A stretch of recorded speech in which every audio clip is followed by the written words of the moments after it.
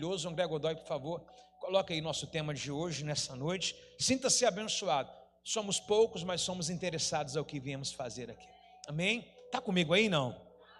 Fala para o vizinho do seu lado, para dormir, ficar-se em casa. Você está no culto. Ok? Amados, tem muita gente me pedindo para soltar um vídeo de um pastor aqui africano. Se vocês já viram na internet, que um membro da igreja dorme. Aí ele vai lá e dá um orelhão e fala: na minha igreja você não dorme, aqui não. Tem gente pedindo para soltar de introdução aqui para explicar como é que funciona o culto. Amém? Pessoal, não dorme qualquer hora dessa, você vai receber uma visita indesejável. Ó, diz assim, ó, o nosso tema de hoje: mesmo que isso fosse, mais uma vez, mesmo que isso fosse, mais uma vez, mesmo que isso fosse. O que você imagina que vem nessa mensagem, né? Mesmo que isso fosse possível. Nós temos um retrato de uma mãe, Sara, e da sua filhinha ao colo. Certamente essa mãe está cuidando, preparando para a amamentação ou se despedindo da amamentação, mas ela há um cuidado expressivo sobre a vida dessa criança. E o texto de hoje é: mesmo que isso fosse possível. Deus vai falar tremendamente aos nossos corações. Por favor, queiram os irmãos abrir as vossas Bíblias em Isaías capítulo 49 e o verso de número 15, por favor. Ou melhor, 8, por favor. Isaías 49, verso de número 8, por favor. Isaías 49, verso 8. Se alguém que está aí atrás quiser ter uma oportunidade de sentar à frente, eu tenho mais ou menos aqui umas 8 vagas aqui à frente liberadas para você. Seria um prazer você sentar aqui à frente, olhar tete a tete, olho no olho. Alguém topa? Alguém topa? Aqui na frente tem Júnior, aqui na frente tem casal, aqui na frente tem, fica à vontade. Seria honroso demais ver aqui. Chegando aqui vai ter um convite aqui de uma churrascaria aqui. Tem que pagar a conta depois de comer, tá? Só vou dar o endereço da churrascaria. Pode sentar aqui à frente, por favor. Vem, jovem, vem, irmão. Fica aqui à frente, tem vaga demais aqui. Por favor. Pessoal que está aí atrás, aí, fazendo a intercessão. Chegando alguém, puxa essa pessoa para frente, endereça ela aqui. Faz a gentileza, puxa a cadeira para o irmão, arrasta e vem. Era aqui à frente, mas tudo bem, tá bom. Vamos lá, o nosso tema de hoje é: mesmo que isso fosse possível. Muito bem-vindo, pastor. Mesmo que isso fosse possível. Isaías 49, verso 8. Posso ler com os irmãos? Posso ler ou não posso? Gente, o nosso tempo de resposta não está sendo ele muito agradável, não. Posso ler? Isso, pronto, beleza? Vamos lá. Você comeu feijoada hoje, não? Foi o que o almoço hoje? Deixa eu chutar aqui. Churrasco. Foi churrasco aonde? Aonde foi churrasco? Aonde foi frango com farofa e maionese? Aonde? Gente, lasanha. Onde foi lasanha? Gente do céu. Lasanha tem cara de mãe mesmo, daquele queijo que não para de vir, né? Puxa assim, tem que ficar amarrando no garfo assim. Quem foi churrasco? Ok? Quem foi miojo? Vamos lá. Diz assim o texto nosso: assim diz o Senhor, no tempo certo. Ainda estou zero aqui de... Estou zero não, estou com 10% de retorno só. No tempo certo, eu lhe responderei. No dia da salvação, o ajudarei. Eu o protegerei e o darei ao povo para que seja um símbolo da minha herança, ou aliança com eles. Por isso, por seu intermédio, reestabelecerei a terra de Israel e devolverei ao seu povo. Olha que coisa incrível. Direi aos prisioneiros: saiam em liberdade. Aos que estão na escuridão, venham para a luz. Serão minhas ovelhas e se alimentarão dos pastos verdes. E nas colinas que antes eram estéreis, não terão fome nem sede, e o sol ardente não atingirá, pois o Senhor, sua misericórdia, os guiará. Ele conduzirá em águas frescas. Transformará os montes em caminhos planos, e estradas serão erguidas acima dos vales. Vejam, o meu povo retornará de longe, de terras ao norte e oeste, em lugares distantes ao sul, como do Egito. Cante, ó céus, alegrem-se, ó terra, alegrem-se, ó terra, irrompam os cânticos, os montes, pois o Senhor consolou o seu povo, e terá compaixão dele em meio ao sofrimento. Leia para mim o verso 14 e o 15, toda a igreja junto no 3, 1, 2, 3.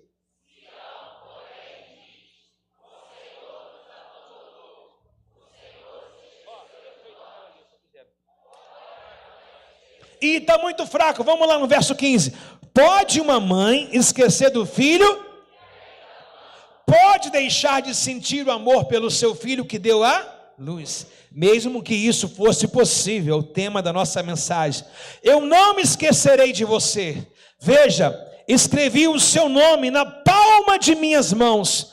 Seus muros em ruínas estão sempre em minha mente. Faça assim, por favor, para receber. Verso 17 e 18. Em breve, seus descendentes voltarão, e todos que procuram destruir irão embora das suas vidas. Olhe ao redor e vejam, pois todos os seus filhos voltarão para você. Tão certo como eu vivo, diz o Senhor, eles serão como joia, e você se enfeitará com eles, como uma noiva enfeitada.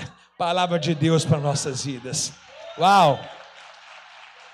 Nós iremos fazer uma releitura mais vagarosa, explicativa e detalhada. Mas deixa eu explicar qual o texto que a gente se remete aqui. Por exemplo, esse texto aqui é um texto profético. Ele diz muito sobre esse tempo que eles estão vivendo aqui, é o tempo do ano 700 a 800, esse ciclo, ok? Chamado cativeiro babilônico. Quem profetizou no cativeiro babilônico? Jeremias, Isaías, Abacuque, como a gente costuma cantar, né? Ainda que, né? E Oséias, o profeta Ezequiel. E esse profeta Isaías, chamado profeta maior, não é porque ele é maior em tamanho ou mais eloquente que os outros, não existe. Toda vez que a gente falar profeta maior ou menor, é a quantidade de livros, tá legal? A quantidade de escrito, manuscrito que foram achados deles. Eu dou uma exposição para você. Pode ter acontecido, por exemplo, Ageu, um profeta chamado menor, Malaquias, Miqueias, né, são profetas menores, mas eles podem não ter descoberto tantos livros, mas eles podem ter livros mais do que o profeta Isaías. Mas coube a Deus revelar as grandezas assertivas do profeta Isaías. Se tem alguém que parece que vai colorindo Jesus para a gente, é o Isaías. É chamado biblicamente profeta messiânico. Parece que ele esteve em contato com ele, né? Veio muito antes dele, mas muito antes, 1 milênio antes, e dá assertiva certinho como ele seria e do que ele faria e fez também, ok? A Bíblia, ela é completa. Quem crê nisso? Quem crê nisso? A Bíblia não falta nada. Eu acho que a Bíblia ela fala de tudo que a gente precisa. A Bíblia não deixa ensinamentos nenhum a perder. A você que esteve agora presente, acho que se eu não me engano foi um domingo passado, ou retrasado, eu preguei aqui o livro de Colossenses, o capítulo 3. Nesse capítulo 3, a partir do verso 18, eu falei sobre pai, sobre filho, sobre marido e esposa. Esses 4 rios estão lá no meu story, lá no feed no Instagram. Dá uma olhada. E muitas pessoas me recomendaram e disseram assim, caramba, como que a Bíblia é incrível, ela é completa. Você precisa de um assunto, você encontra nela. Você tem uma dúvida, você encontra nela. Precisa de uma resposta, você encontra nela. E nessa noite também todos sairão daqui com respostas. Embora que seja um dia, tá, nomenclaturado como o Dia das Mães, Deus falará tremendamente aos nossos corações. Seja solteiro, seja casado, seja viúvo, seja desquitado, seja homem ou seja mulher, que não passe disso, né? Que seja casal, Deus falará tremendamente aos nossos corações. Amém? Esse período que nós acabamos de ler, eu já vou diluir aqui, tá? Ele é um período do cativeiro babilônico. E o que teve no cativeiro babilônico? Primeiro, teve a rebeldia do povo. O povo se tornou um povo rebelde. Deus avisou por diversas vezes, olha, eu vou entregar vocês na mão do povo inimigo. E eles zombaram de Deus, desdenharam de Deus, né? E aí Deus entregou eles na mão de um povo fraco. Deus deu poder, na verdade não deu poder. Quando a gente está rebelde com Deus, a gente que perde o poder, a gente perde o ato legítimo de guerrear. Portanto, que os inimigos mais fracos se tornaram bem fortes contra Israel. Na verdade, quando a gente está em rebeldia com Deus, a gente leva a coice do grilo parecendo que é um cavalo. Uma formiga derruba a gente, porque horrenda coisa a gente está em rebelião com Deus, em rebeldia com Deus, né? A gente perde as nossas forças, parece até que nós encostamos na criptonita e perdemos a nossa essência de vida, perdemos o senso da vida, perdemos a sabedoria e tudo, né?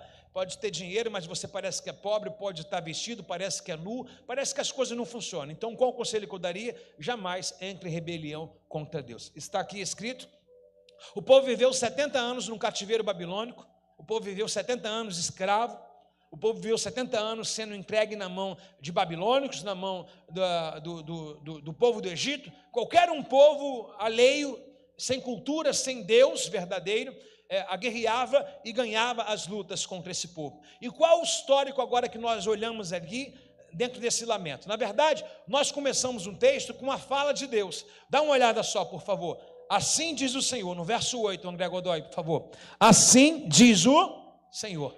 Por que assim diz o Senhor? Porque se você olhar, depois você anote no seu caderno, no seu bloco de notas, você vai ver do verso 1 ao verso 7, há uma queixa do povo. E a queixa do povo, vou eu comentar para não enfadá-lo. É assim, caramba, Deus não vai se lembrar da gente não? Suponhamos aqui que já tinha passado 30, 40, 50 anos do cativeiro babilônico, e eles estão reclamando, estão sentindo na pele, né? Aquilo que Deus falou que faria, Deus fez. E agora estão sentindo na pele e estão dizendo assim, Deus nos abandonou, né?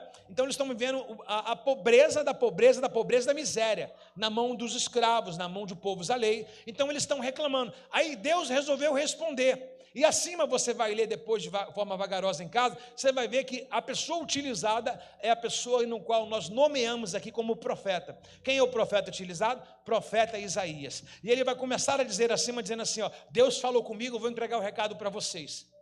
Deus vai usar a minha boca, né, para falar com vocês. Imagina, profetizar no caos é difícil demais, né? Porque você vai dizer de coisas futuras no qual as pessoas nem imaginam. É como se, por exemplo, um dia de hoje chuvoso demais, não sei se está chovendo ainda, eu vou dizer para vocês, pessoal, amanhã vai ter 50 graus de puro fogo, santo poder, amanhã vai fazer um sol, vai dar praia, amanhã é tempo de sol. Você vai falar, pastor, difícil demais. Pois é, o profeta ele tem essa dificuldade. Eu estou achando o som um pouco abafado, hein? O profeta ele tem essa dificuldade, ele tem essa certeza, essa convicção dentro dele, de falar aquilo que Deus está falando, porque Deus falou com ele primeiro. Porém, o cenário nunca é convidativo. O cenário nunca é um cardápio de se apreciar no profeta, porque ele vai profetizar aquilo que é impossível. Ele vai profetizar aquilo que a soma matemática não fecha a conta. Ele vai profetizar contra tudo o que está acontecendo, dizendo assim, Deus é poderoso para vos tirar dessa situação. É o papel do profeta Isaías. E aí quando Deus fala com ele, ele vai e replica. Primeiro ele ouviu o Senhor e agora ele replica isso ao povo. Aí ele começa, ó, assim diz o Senhor, olha só.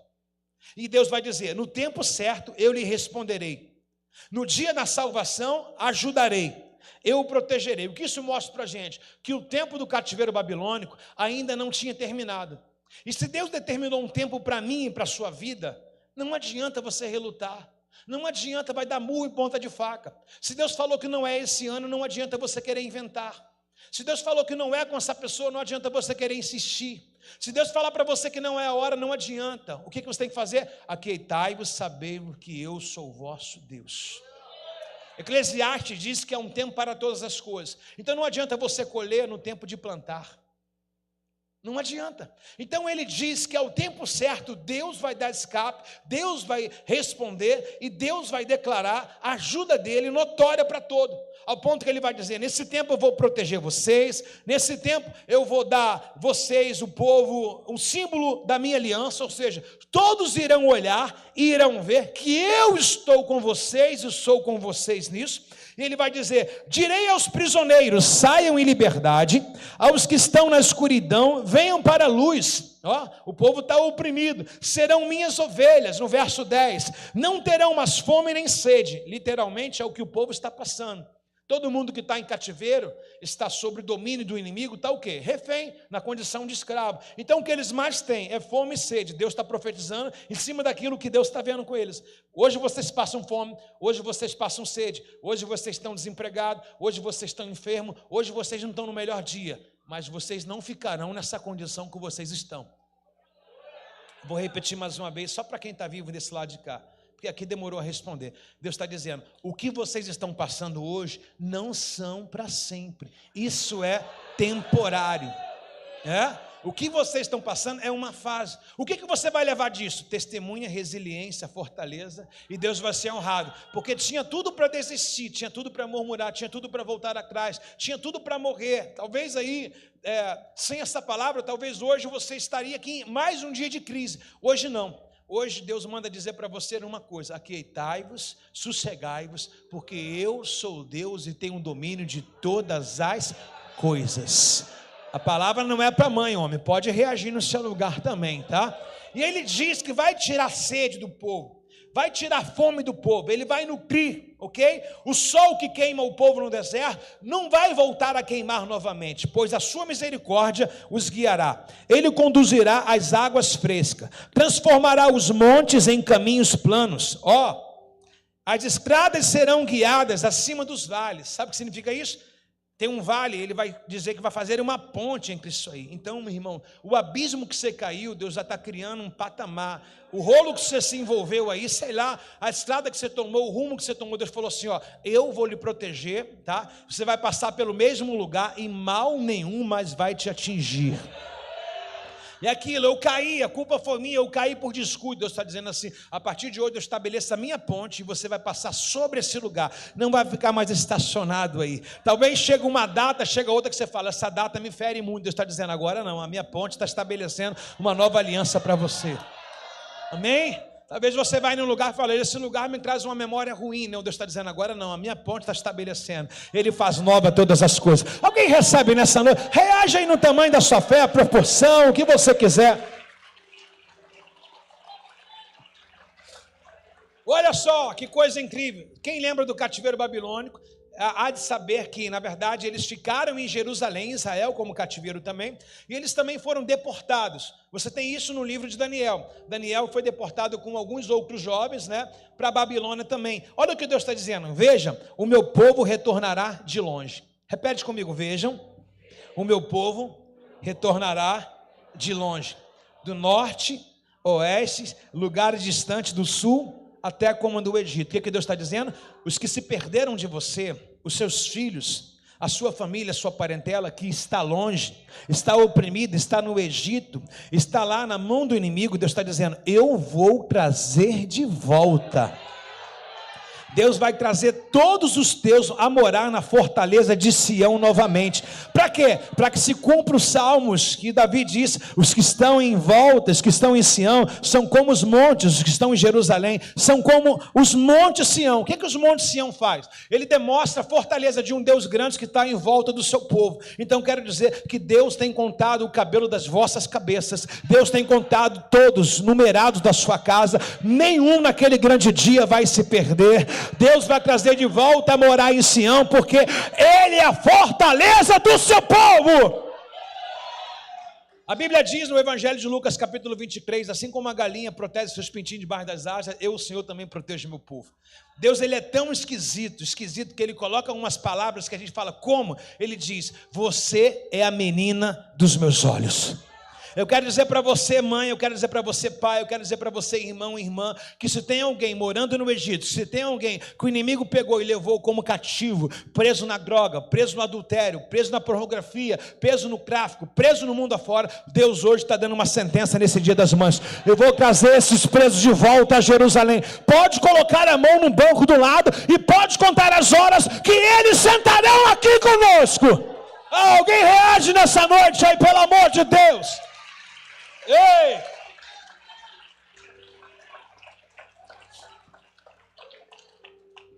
O Isaías, ele é tão profético que ele diz assim, canta, ó estéreo. Ele manda uma estéreo cantar.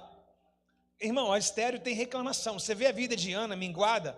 A Ana chega ao ponto de o profeta falar, está embriagada? Então uma pessoa estéreo, por muitas vezes ela se torna amarga, até que a palavra entra e o entendimento cai nela. Quando ela fala, cara, reclamar nunca adiantou, nunca mudou, nunca gerei, nunca projetei, então vou começar a adorar. É isso que Deus quer, que a estéreo, ao invés de reclamar, comece a glorificar.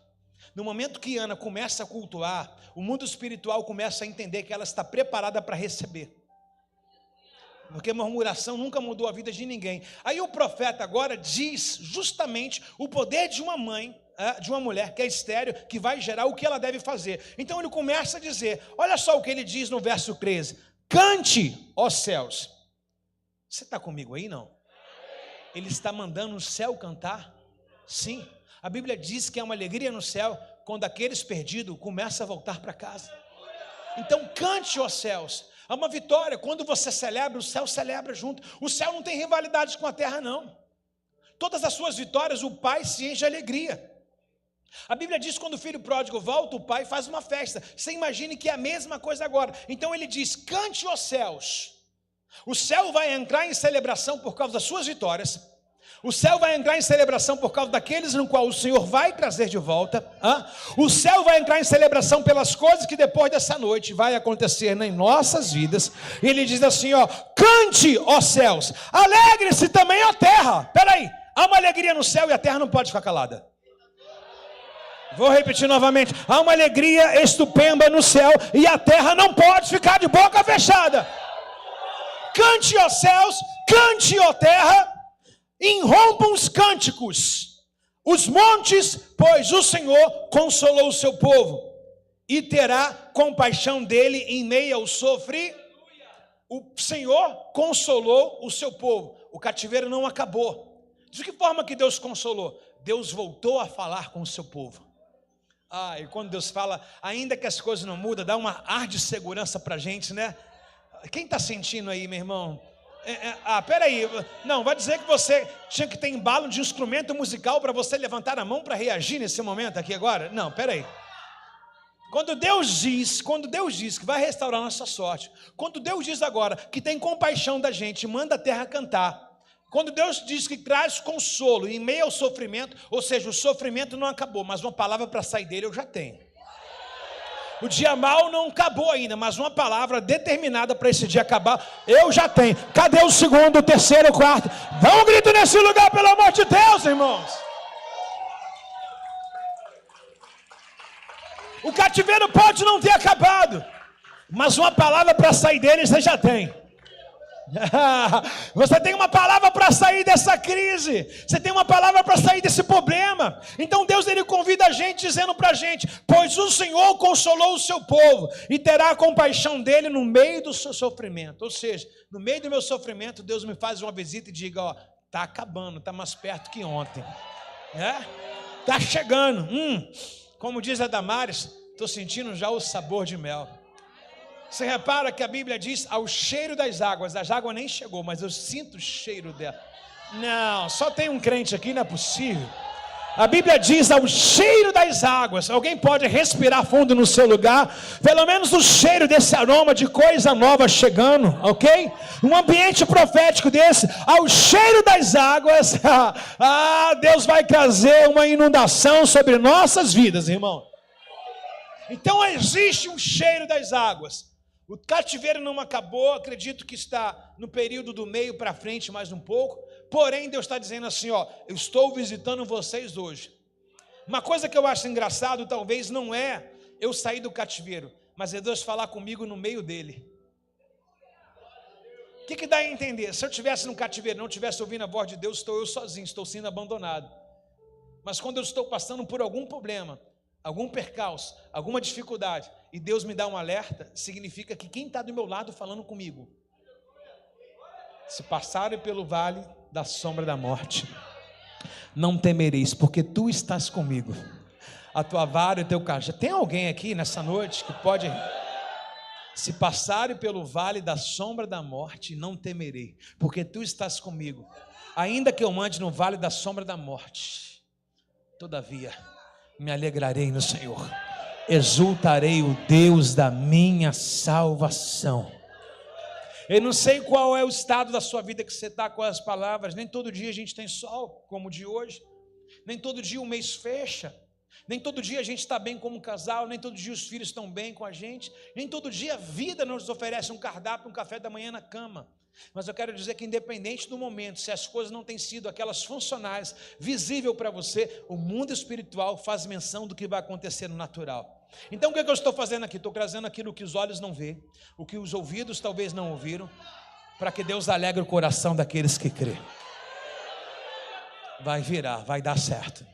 Fala para o vizinho do seu lado, você tinha que estar nesse culto, porque essa palavra, diga para ele, essa palavra é o que você precisa para os próximos dias. Posso ouvir um amém? Então Deus fala com a gente no vale? Fala. Eu pensei que estava sozinho no vale. Não, eu estou ouvindo nitidamente a voz de Deus. E Ele diz para mim, Sião porém diz, olha só o verso 14, Sião porém diz, o Senhor nos abandonou, o Senhor nos esqueceu de nós. Imagine um povo que está reclamando porque merece aquela punição. Um povo que está se queixando, mas é refém daquilo que eles fizeram. As escolhas nossas determinam o que nós estamos passando. Muitos de nós estamos dizendo, eu quero falar da misericórdia de Deus, ótimo. Misericórdia de Deus é a forma de nós não sermos consumidos, ok? Ela se renova. Mas muitos dos nossos vales, o Profetas e Lamentações, Jeremias, ele disse assim, do que se queixa o Márcio? Do que se queixa o homem? Do que se queixa o casal? Do que se queixa o jovem? Do que se queixa o homem? Dos seus próprios pecados. Eu vou dizer, se queixamos das nossas próprias escolhas. Hoje nós somos refém. Na verdade, nós estamos parados onde nós decidimos, com quem nós decidimos andar. Mas a misericórdia do Senhor não vai deixar a gente parado nesse lugar. A Bíblia diz que um homem cai uma vez, mas Deus levanta ele 7. Esse dia mal não é o teu dia, você sabe. Esse dia mal não é a tua história, você sabe. Você não é o que você fez também. Você não tem nem prazer nisso. O que você faz de errado, na verdade, dá desgosto, vontade de vômito. É que ao lado humano teu, você acha que vai se dar bem fazendo os frutos da carne, mas na verdade depois vem arrependimento. Por quê? Porque você tem prazer na lei do Senhor e nela você ama meditar de dia e de noite.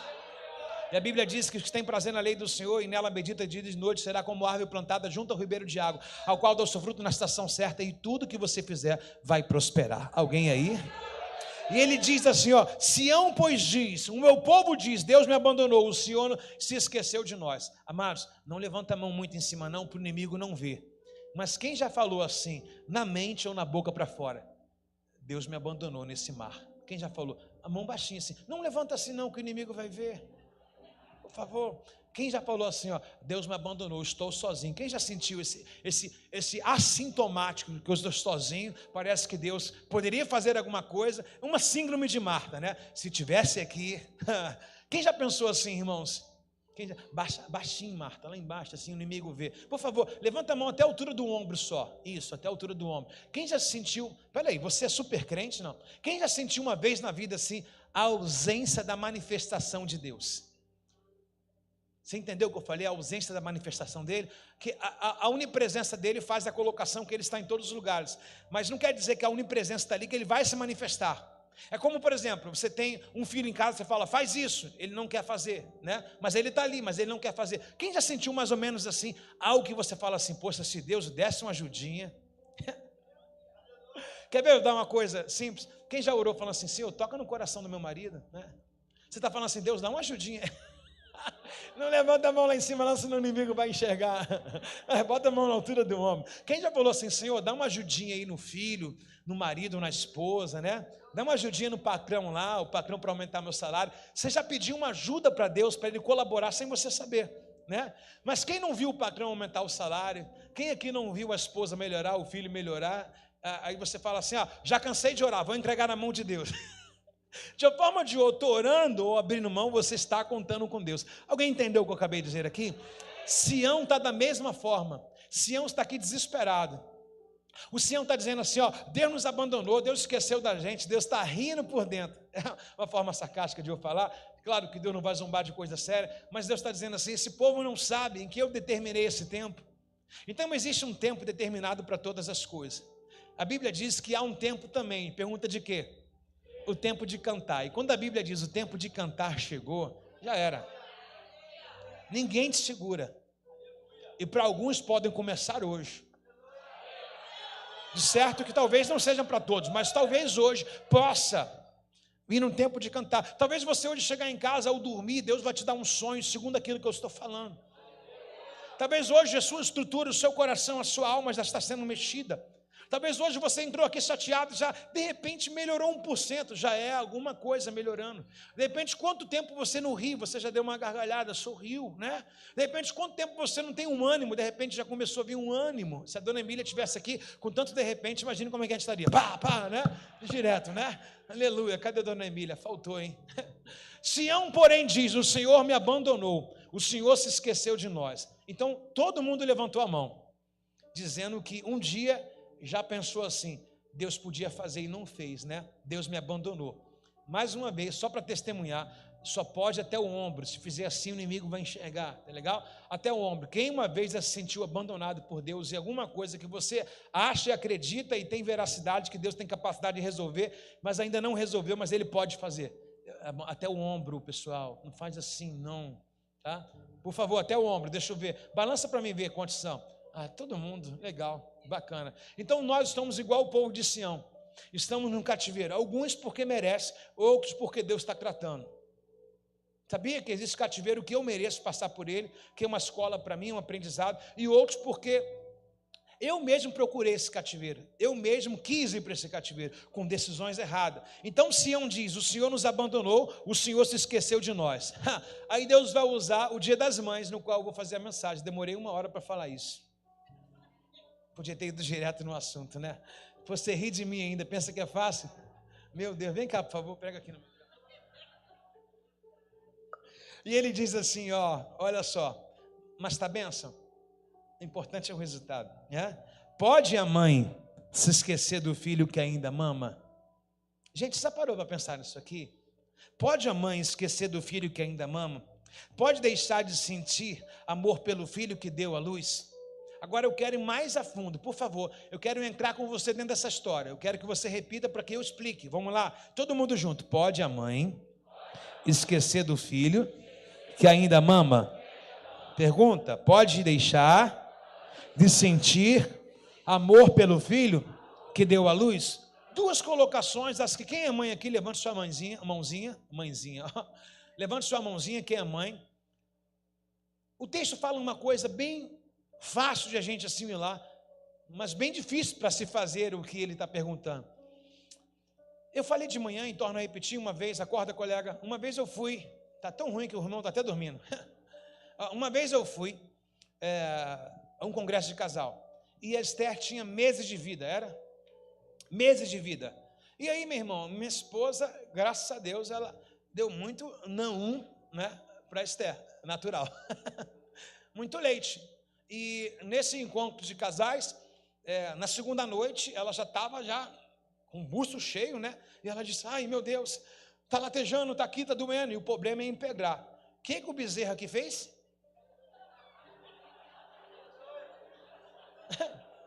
Ué, o Sérgio nunca fez isso não? Não? Aleluia. Eu vou deixar minha esposa passando mal? Eu fui lá de bombinha. Tive que dar uma sessão de cura nela. Aonde eu vou falar para vocês aqui, em que o texto bíblico diz, qual foi o sinal em que a Bárbara recebeu que ela tem uma filha? O peito dolorido e inchado. Ok? Mesmo ela não estando lá, estávamos em Miguel Pereira, se não estou enganado, Miguel Pereira e ela aqui em Bangu, lá o sinal veio. Por que ela lembrou que o peito estava inchado, cheio de leite? Porque ela tinha uma bebê. Então pode uma mãe esquecer do filho que amamenta? Não. Pode a mãe, por acaso, ainda esquecer de um filho que ela amamenta, ou pode deixar de sentir amor pelo filho que ela deu à luz? De maneira nenhuma. 2 coisas distintas, alimentar e anular o filho. Jamais uma mãe.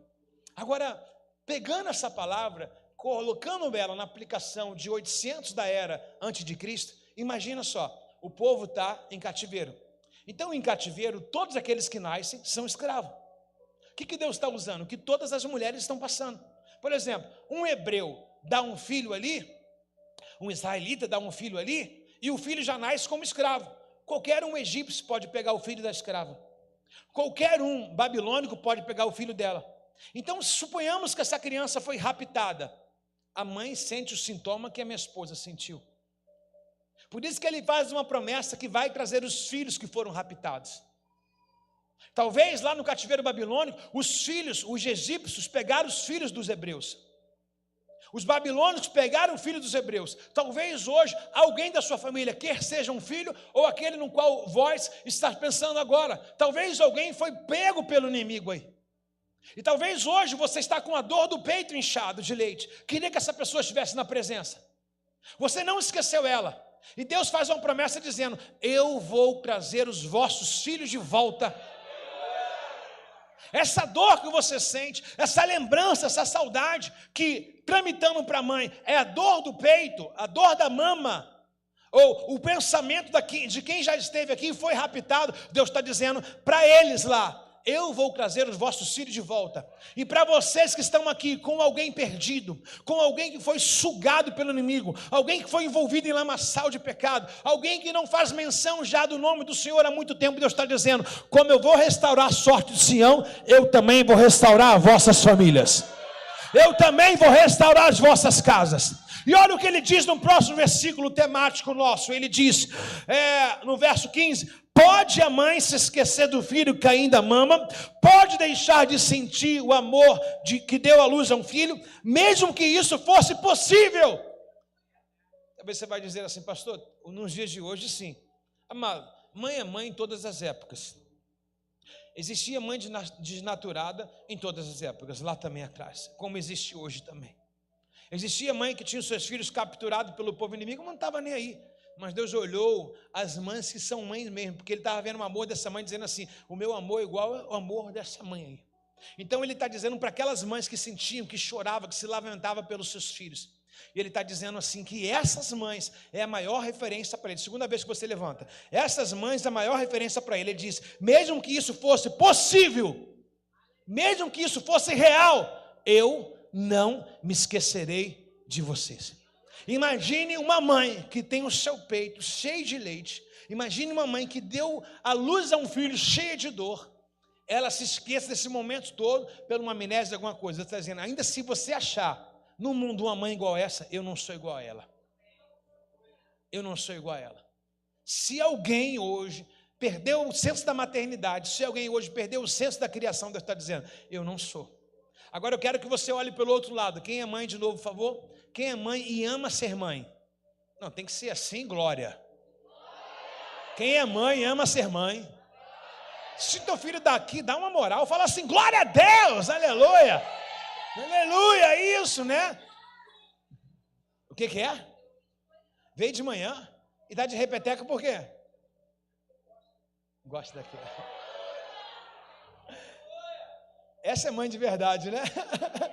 E ele diz assim, ainda que uma mãe pudesse esquecer, ainda que ela esquecesse isso, se fosse possível, ele não está afirmando o que é, se fosse possível, eu não me esquecerei de você. Agora, por favor, eu queria que vocês olhassem a palma das mãos de vocês. É um costume nesse tempo aqui que alguém escrevesse, literalmente, Deus está usando a literatura contemporânea do momento para dizer para ele. As pessoas também escreviam, não tinha papiro, não tinha modernidade, não tinha nada para escrever, então onde eles escreviam? Na palma da mão. Uma Torá, uma lei, um versículo, alguma coisa, ele está dizendo assim, olha, vejam, eu escrevi o seu nome na palma de minhas mãos, seus muros em ruínas estão sempre em minha mente, que Deus é esse que se importa com a minha dor. Lembrando, o povo está em ruína, os seus muros estão em ruínas. De que forma os seus muros estão em ruínas? Salomão construiu o templo e o templo foi derrubado. O templo está sob o poderio agora dos babilônicos, os muros das lamentações. Então a referência que eles têm de Deus está decaída. Só tem um muro para eles lá. Aí Deus diz assim, os muros de vocês estão na minha mente. Ou seja, se o templo está destruído, as casas estão arruinadas, as famílias estão em subsídio dos escravos, dos babilônicos, dos egípcios. E Deus está dizendo, o que vocês estão passando, o laudo que vocês têm, o desemprego, o desaforo do inimigo, a afronta do inimigo está em minha mente. Deus está se importando com o que eu estou passando. Ainda que eu passe no vale da sombra da morte, tu estás comigo, Senhor. Eu não sei se eu estou falando para pessoas diretamente que estão com seus dias maus aqui, mas receber essa palavra de Deus, receber esse consolo de Deus, me faz caminhar mais 2 milhas com Ele. Eu já estou arrumando força para viver com Deus mais 72 horas até o próximo culto. Essa palavra é um alimento semanal para nós. A minha segunda-feira não será de tristeza. A minha segunda-feira não será de choro. A minha segunda-feira não será de lamentações. A minha segunda-feira, o alimento de hoje me trará uma confiança extraordinária para o dia da manhã. Alguém aí toma posse da palavra, reage aí no seu lugar em nome de Jesus.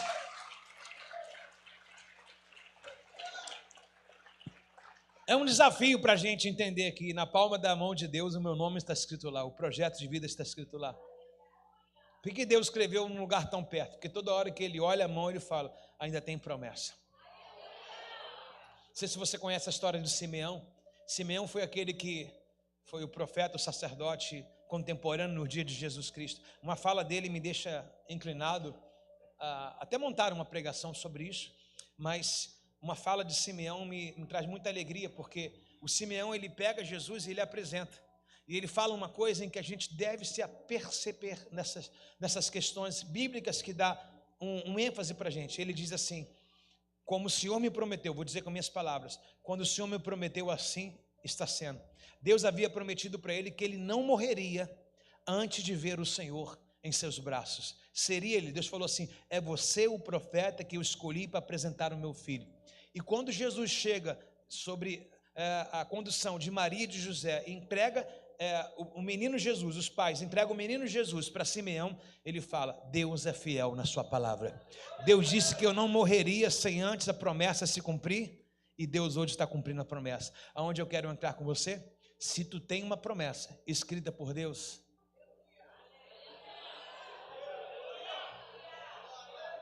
vou repetir mais uma vez para os irmãos que estão aqui à minha esquerda. A esquerda sempre foi um problema. Olha só.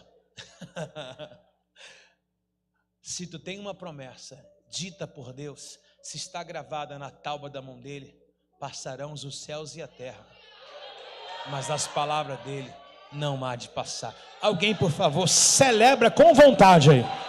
Ei!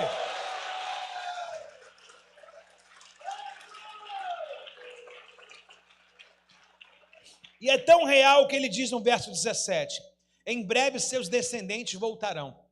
Ou seja, perdi, quebrei. Hoje eu estava à mesa com um rapaz, que esse rapaz, gente, é sensacional. Eu me lembro que na época de Vila Aliança eu vendia picolé. Vendia uns doces. Aí eu parava no estabelecimento dele. Se eu falar o nome do estabelecimento, alguns já vão pegar aqui a senha. Parava no açougue dele, né? E aí esperavam no açougue, ele chupava um picolé, chupava 2, 3, ele brincava comigo: pode ir embora, eu vou pagar não. Mas quando eu via, ele já estava dando meu picolé, abria a caixa do picolé e estava dando para todo mundo. Eu estava agora almoçando com ele, contando essas coisas. O coração dele generoso, como já me abençoou. Como eu já voltei para casa sem todos os picolés, cara. Como ele já foi aquele que me impulsionou, né? Que acreditou em mim. Sabe, irmãos, quando a gente olha essas promessas aqui, quando a gente olha esse estado, quando Deus diz que os descendentes voltarão, quando Deus diz que vai restaurar a nossa sorte, irmãos, a gente pode estar vivendo um momento muito difícil, como foi falado aqui, uns assuntos no qual não compete mais colocar, mas esse dia mau, esse dia difícil não tem nada a ver com as promessas de Deus. Na verdade, se eu falar para você, por exemplo, sobre promessa, quando Deus chamou Abraão, Deus falou para Abraão: olha para cima, o que tinha em cima? Estrela. Olha para a terra, o que tem areia? A terra que eu disse não é o produto, mas a terra, a planície, o que tem areia? E Deus falou para ele assim: conta-se pó das estrelas do céu. E a gente tem uma colocação bem pertinente nisso aqui, que a gente diz assim: pô, a noite está escura, né? Pô, a coisa está preta para o meu lado, né? Você acredita que a noite mais escura que é, a noite mais escura que seja, são onde as estrelas chamadas de promessa irão aparecer? Você não vê estrela durante o dia, você só vê estrela na escuridão.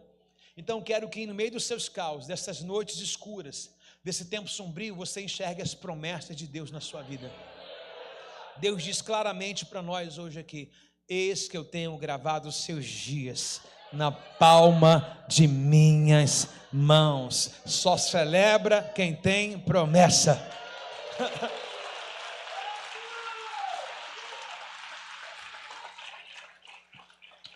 Pastor, o que você vai pregar sobre o Dia das Mães? Estou falando. O que eu estou falando até agora? Estou dizendo que Deus faz uma comparação de um amor de uma mãe e o amor dele.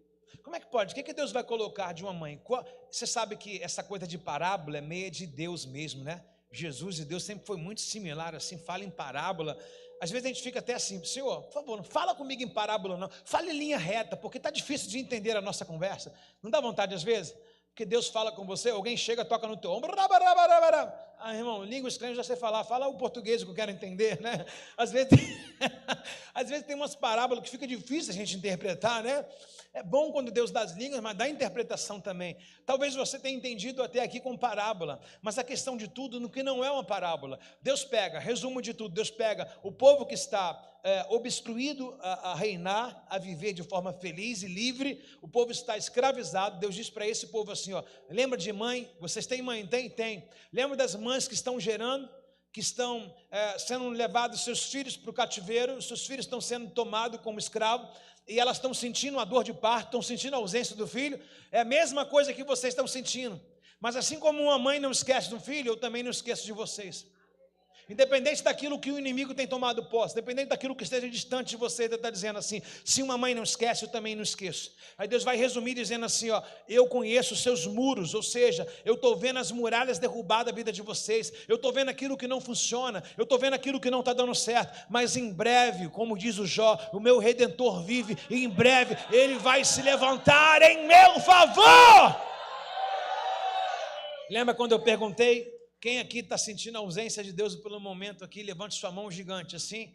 Eu falei gigante, para não levantar assim, tem que levantar assim, tá legal? Você imagina o nosso camarada Jó. Quem? Imagina o nosso irmão Jó. Poxa, coitado do nosso irmão Jó. Eu quero dar um beijo na testa de Jó, gente. Vou pagar um café para ele no céu lá. Ô Jó, você quer açúcar ou adoçante? Porque esse cara, às vezes, não sei, tem gente que tem medo da história de Jó. Eu acho muita motivação. Outro dia eu fui pregar num congresso de casal. Aí o pastor me chamou para pregar, eu preguei a história de Jó. Ele falou assim: pastor, eu te olhei de cara feia quando você começou a falar de Jó. Eu falei: conversa de casal. Só que ele me deu o tema do casal. Ele falou: do início até o fim. Eu falei: pronto, Jó. Porque o Jó começou com a mesma mulher e tudo que aconteceu terminou com a mesma mulher, do início ao fim.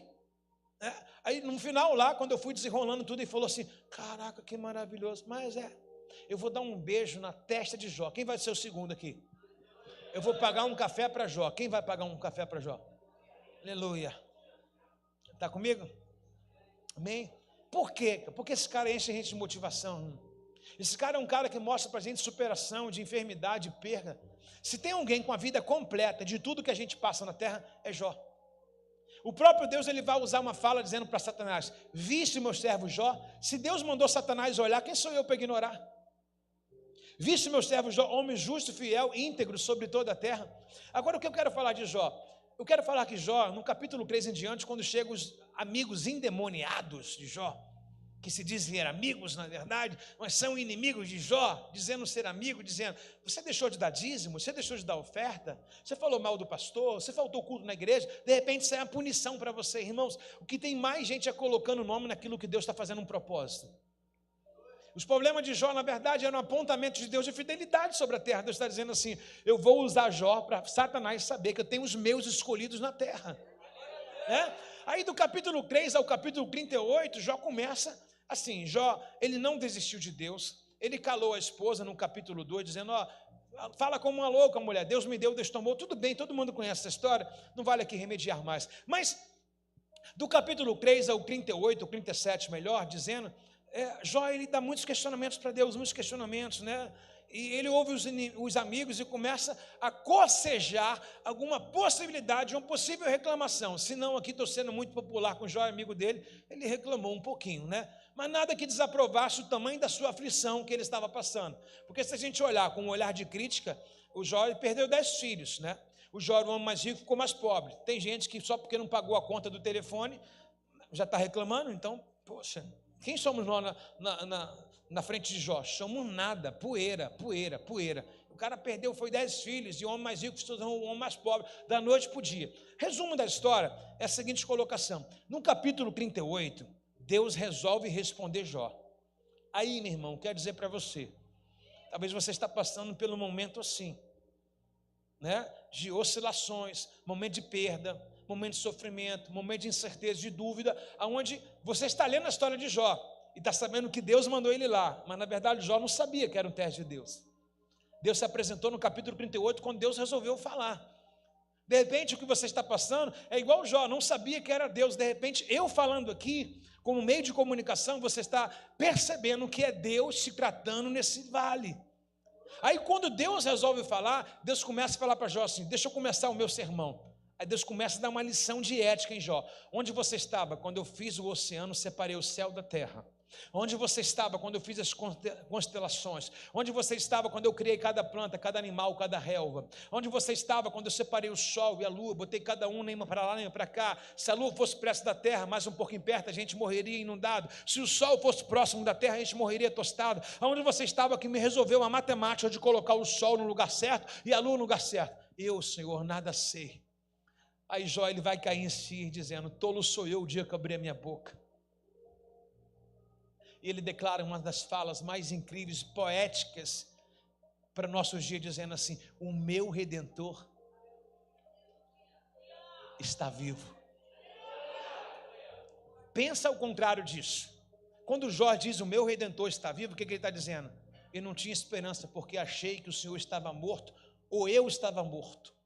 Eu achei que as minhas promessas eram inválidas. Quando Jó, ele nomeia no mundo espiritual a vivência de Deus, ele diz assim, ó: só quero trazer à memória o que pode me dar esperança. Ele levanta a sua voz aos céus e diz: o meu Redentor vive e em breve se levantará em meu favor. Agora preste atenção, depois você reage, preste atenção. O meu Redentor vive em breve.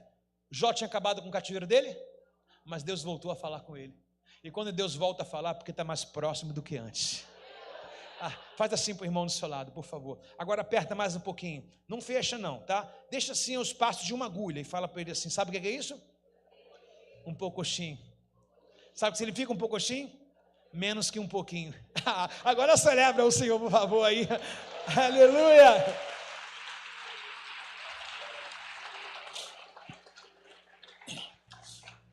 Vocês me dão 10 minutos? Quer ir embora? Quem quer ir embora, levanta a mão. Vamos lá.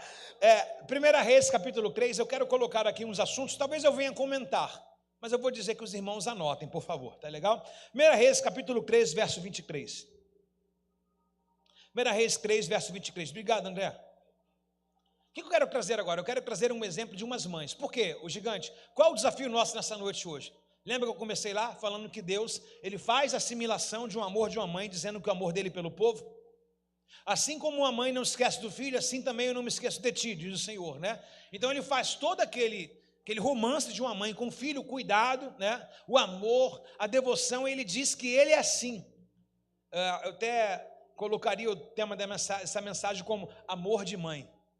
E foi o que a Ruiva fez, depois eu pedi ela para mudar. Amor de mãe. Irmãos, eu falei desse negócio aqui, da mãe que conhece, mas deixa eu contar para vocês um negócio aqui. É só você botar no Google. Tinha uma mãe em que um portão caiu em cima da criança. A mãe, vendo aquilo de forma espontânea, em milésimo de segundo, ela levantou o portão sozinha e tirou a filha. Depois os ânimos se esfriaram e alguns homens foram tentar levantar o portão. Diz a história, o vídeo, que teve que ter 5 homens para levantar o portão, que uma mãe levantou porque a filha estava lá embaixo. Você está entendendo o que Deus é capaz de fazer para te salvar? Eu vi um vídeo hoje pela manhã de uma mãe que vê uma muralha. Ela está sentada com a filha, parece que estão brincando, e ela vê uma muralha despencar em cima da filha, de tijolos. Ela faz assim mesmo, ó, protegendo a filha. A filha não leva um arranhão. Agora, episódio do Rio de Janeiro não teria como ser diferente da gente. Houve um assalto em uma das lanchonetes, onde estava uma mãe grávida com uma criança pequena. E o bandido foi, o refém reagiu e o bandido deu um tiro. A mãe grávida e com uma filha pequena, a mãe pega a filha pequena e a grávida, ela protege os dois. Descosta para os assaltantes, protegendo os 2 filhos. Qual é a palavra que eu quero descrever para os irmãos? Se tem alguém que dá a vida pelo filho, é uma mãe. É uma mãe. Eu vou dizer que os pais são bem racionais, mas todo pai tem um pouquinho de mãe também, né? Do carinho, do amor, do apreço. Mas o pai é uma coisa mais áspera aqui. Quem já viu uma filha doente, mãe, e falou assim: ai, podia ser em mim? Olha só que maldade. Quem já fez isso? Podia ser em mim. Olha só, que o desespero da mãe é tão cruel, porque ela não tem poder de orar. Fala, não, orar para expulsar. Ela fala, vou orar para ficar comigo. Mas ela tem autoridade. Ela poderia falar assim, sai dela aí, da minha casa. Mas fala, ai, por favor, Senhor, entre eu e ela ficar doente, coloca em mim, mas Deus não quer nenhum teu mal, nenhum da tua filha. Então seria lógico a gente falar assim, nem eu nem ela, por favor, amém? Mas a gente está tão assim louco de amor e de proteção que a gente nem sabe às vezes. É Deus desesperado. A Bíblia diz que ele deixa as 99 e vai em busca de uma.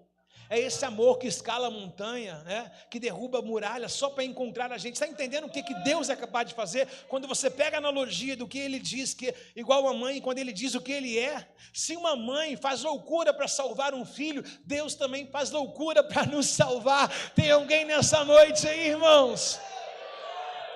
Agora o texto, ele começa dizendo, André, por favor, põe o versículo que inicia, que é o 16, depois a gente retorna ao 23.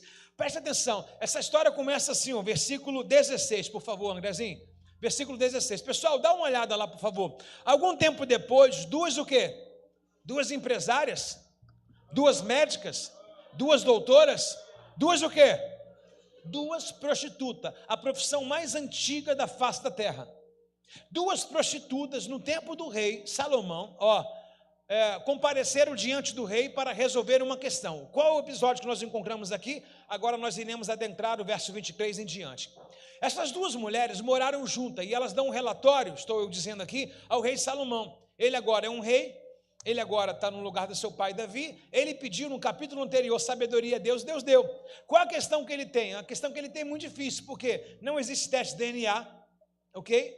Não existe testemunha para comprovar. Apenas uma mãe chega para o rei e fala assim, eu vim até o Senhor porque essa mãe, a mãe verdadeira, biológica, essa mãe não teve cuidado com o filho dela, ela permitiu dormir e se descuidar, e sufocou o filho dela, o tanto que ele morreu.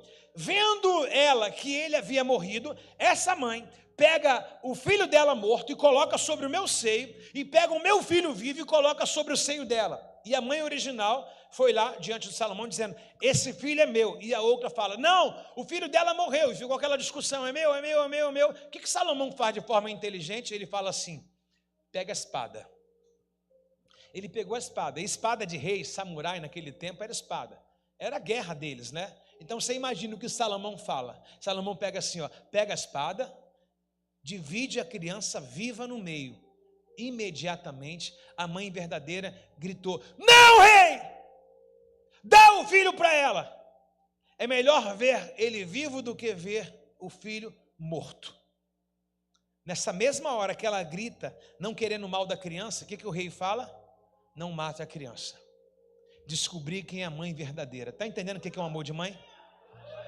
A mulher está mentindo, mas ela diz, mas eu não estou aqui para disputar, eu estou aqui para cuidar. E ela decide entregar o filho a outra mulher. Não faça isso. Entende que até agora ela não tinha causa nenhuma ganha? Porque ela mandou dar, ela disse assim, em outras palavras, vou acreditar na Bíblia, não, é dela mesmo, rei, pode dar, é dela. Aí o rei fala assim, encontrei agora quem é a mãe de verdade. O que é a mãe de verdade? A que não quer o mal do filho. Aí você consegue colocar agora essa tipologia a Deus? Deus não quer ver você rasgado de cima a baixo. Deus não quer ver o teu mal. Por isso que às vezes você fala assim, se Deus sabia que esse caminho era mal para mim, por que Ele permitiu? Porque Deus não quer o teu mal, Deus é capaz de te entregar por um tempo, mas depois Ele te resgata. Está entendendo? Por um tempo te deixei, mas com grande amor me compadeço de ti, diz o Senhor.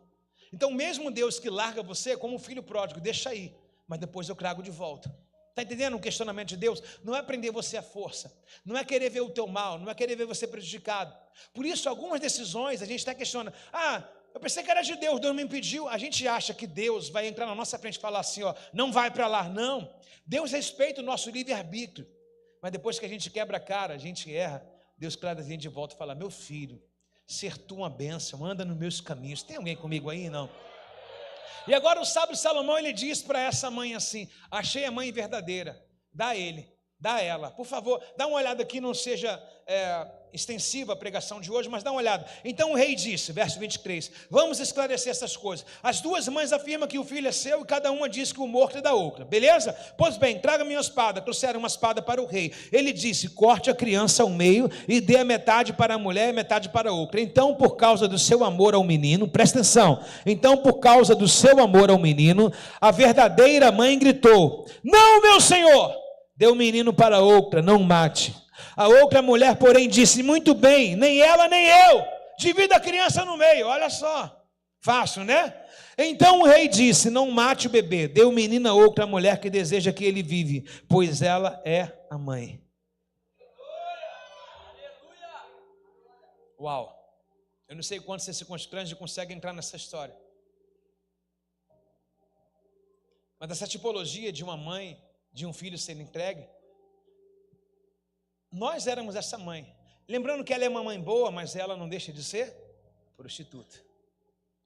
Ela é uma mãe que ama, mas ela é... Por favor, gente, está comigo aí? Ela é uma mãe que tem amor no coração. Tem ou não tem? Mas a origem dela é o quê? Quem somos nós nessa história? Deus entregou o filho dele por nós, foi ou não foi? Para ser cortado de cima a baixo, como o véu rasgou, foi ou não foi? Quem somos nós nessa história? Não somos essa prostituta não, gente? Que vive trocando Deus pelas nossas escolhas? Qual a diferença dessa mulher para a gente? Nenhuma. E Deus enviou um filho para essa mulher e enviou o filho para nós, que temos escolhas erradas, sentimentos errados, opções erradas, e Deus generosamente nos amou, enviando o filho dele a nos salvar. Eu acredito numa coisa extraordinária. Pergunta para mim o quê? Após esse gabinete com Salomão e esse prêmio, essa mãe nunca mais voltou para aquele lugar. Quem tem um encontro com o filho não volta para as coisas antigas. Se encontrou o filho, jamais vou voltar para aquilo que eu fiz um dia. Alguém celebra essa palavra em seu coração? Então dê uma forte salva de palmas ao Senhor Jesus.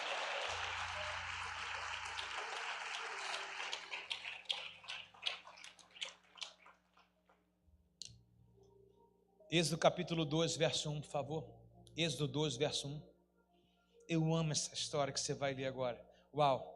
Por favor, alguém diz uau comigo? Uau. Por essa época, já comecei a leitura, viu? Um homem e uma mulher da tribo de Levi casaram. A mulher engravidou e deu à luz a um filho, um menino. E viu que ele era muito lindo, um bebê, e se escondeu por quantos meses? 13 meses. A mulher não citada, o nome na Bíblia, é a mãe de Moisés, por nome de Joquebede. O nome de Moisés vai ser citado pelo o apelido que a filha de Faraó deu a ele, né? Moisés, tirado das águas. E sabemos que nesse tempo aqui o Faraó mandou dizimar todas as crianças. A palavra dizimar significa destruir. Portanto, que quando você for devolver o seu dízimo, não diga nunca, jamais vou dizimar, né, Lindomar? Diga, vou devolver o meu dízimo.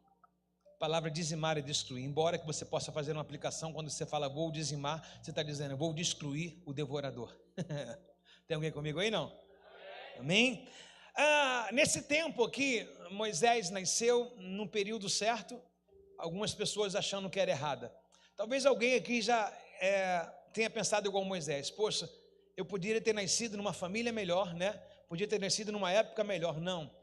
Deus escolhe a hora, o dia e o local certo. Deus não errou quando você botou você com seus pais. Deus não errou quando colocou você para morar nessa casa, nessa geografia. Deus, na verdade, está contando com aquilo que você vai entender a partir do que você vai ler agora.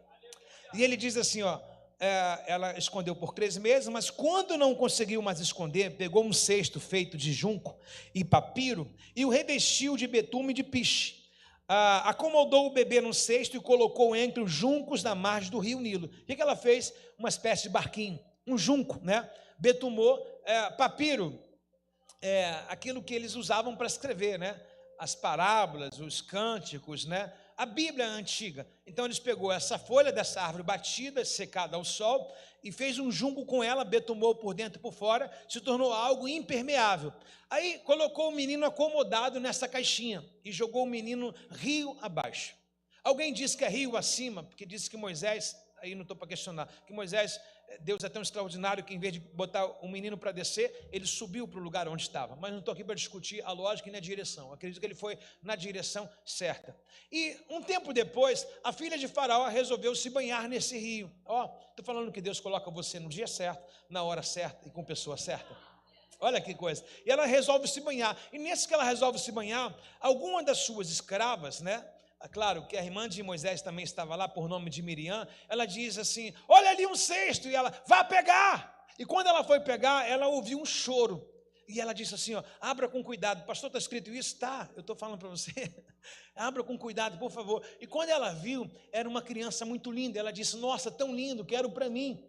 E ela disse uma coisa que ela sabia porque aquele menino estava na água. Ela não era boba, ela sabia que o pai dela mandou matar todas as crianças. E ela disse assim, quem sabe esse neném é de uma mulher hebreia. Olha que coisa inteligente. Lembra do terceiro personagem que eu falei que estava presente lá? Qual o nome da irmã de Moisés? Miriam. Quem é que servia a filha de Faraó como escrava? Miriam. A Miriam tem uma ideia extraordinária. A Miriam sabe que a mãe colocou sobre as águas. Os textos dão uma margem para a gente, dizendo que a Miriam ficou acompanhando com os olhos o barquinho do menino ir caminhando.